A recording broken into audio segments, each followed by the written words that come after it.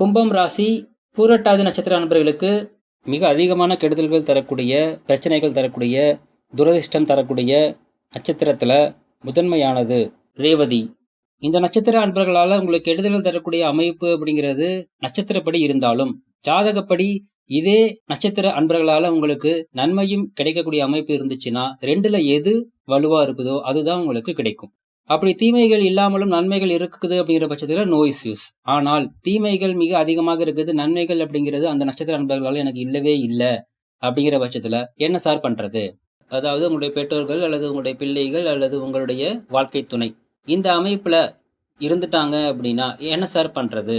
விலகி இருக்கவும் முடியாது. அட் தி சேம் டைம் அவங்க கூட இருக்கும்போது உங்களுக்கு கெடுதல்களும் நடக்கும், நன்மைகள் தடையாகும். வலுவாக நன்மை அதிகரிக்கணும், தீமை குறைக்கணும் அப்படின்னா உங்களுடைய சுய ஜாதகப்படி எந்த கிரகம் வலுவா இருக்குதோ அந்த கிரகம் சார்ந்த வழிபாடு செய்யும் பொழுது நன்மை அப்படிங்கிறது கிடைக்கும். தீமையை அது முழுமையாக கண்ட்ரோல் பண்ணும். வாழ்த்துக்கள்.